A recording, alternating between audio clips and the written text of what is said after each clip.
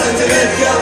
Ich hab gemacht, was ich seit Jahren mach und hab schon jetzt viel mehr bekommen, als ich erwartet hab. Es war der Sommer meines Lebens und wenn's jetzt nicht klappt, dann habt ihr immer noch die beste Zeit der Welt gehabt. Ich hab gemacht, was ich seit Jahren mach und hab schon jetzt viel mehr bekommen, als ich erwartet hab.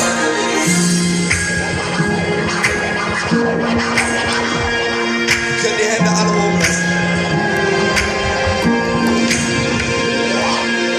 Ich lese meine alten Interviews jetzt. Haben sie mich gefragt, was hast du dir für Ziele gesetzt? Ich hab gesagt, ich muss nicht unbedingt verdienen mit Rap, aber das Allergrößte für mich wäre der Kick auf dem Splash. Da stand, ich würde nicht nach Features battlen, doch das Größte für mich wäre, würde ich neben Lackmann oder Flipster Rap. Es klingt vielleicht danach, als würde ich hier stehen und fragen, doch ich will nur sagen, was das für mich für Momente war. Ich war außen vor, ich war ein Fan wie jeder. Ich hab aufgeschaut zu Rapper, aber seh das jetzt als Fehler. Ich bin ein bisschen weiter, ich hab gelernt, trifft man die Helden seiner Jugend, kann's passieren, dass man sie nicht mehr feiert. Ich hab gelernt, die allerbesten, die es gibt.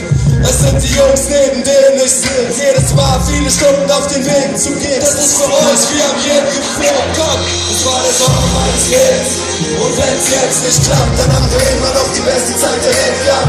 Ich hab gemacht, was ich seit Jahren mach und hab schon jetzt viel mehr bekommen, als ich erwartet hab. Das war der Sommer meines Lebens.